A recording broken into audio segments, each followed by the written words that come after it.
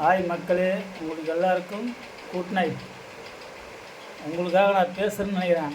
நீங்கள் என்ன நினைக்கிறீங்க? எதாக இருந்தாலும் சொல்லுங்கள். எனக்கு லைக் வீக்ஸ் வந்துலாம் முக்கியம் இல்லை. எனக்கு ரீச் ஆகுன்றது முக்கியம் இல்லை.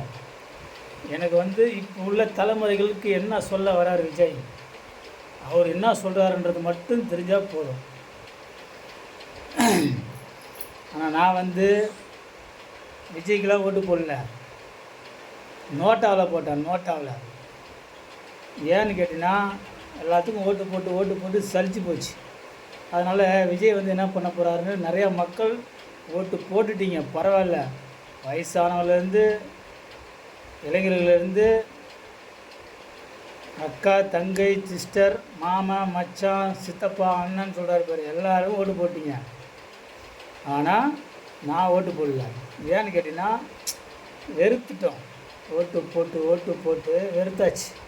அதனால் நீங்கள்லாம் அவர் நல்லா செய்வார்னு நினச்சா ஓட்டு போட்டிங்க. அவர் செய்தாரோ செய்யலையோ அது எனக்கு தெரியாது. ஆனால் செய்யணும், மக்களை ஏமாற்றாமல் கரெக்டாக செய்யணும். அது செஞ்சுட்டாருன்னு வச்சுக்க, அவர் தான் எப்பவுமே முதலமைச்சர்.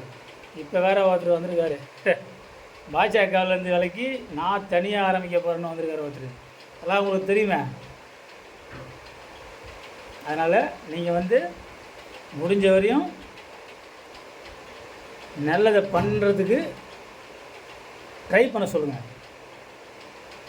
நீங்கள்லாம் சேர்ந்து குரல் கொடுத்தா தான் அவர் செய்வார்னு எனக்கு ஒரு நம்பிக்கை இருக்குது.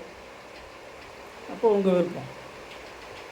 ஆனால் மக்கள் நிறையா ஓரளவுக்கு பரவாயில்ல. இப்போ கஞ்சா, குட்கா, ஆன்ஸு இதெல்லாம் கொஞ்சம் கம்மியாக கிடைக்குது.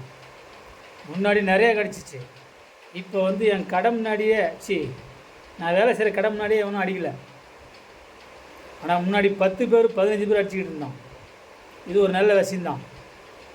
அப்புறம் என்னமோ ஒயின் ஷாப்பை தனியாரில் விட போகிறான்னு சொன்னாங்கள.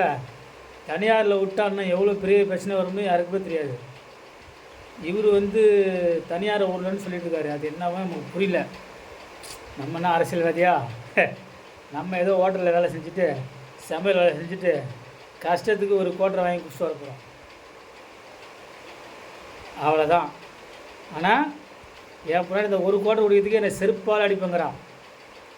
அப்போ எவ்வளோ மக்கள் இருக்கீங்க, எவ்வளோ பேர் இருக்கீங்க, எல்லோரும் அவன் வீட்டுக்காரனை செருப்பால் அடித்தா நல்லா இருக்கும்ல? நான் சொல்கிறேன்னு தப்பாக நினச்சிக்காதீங்க.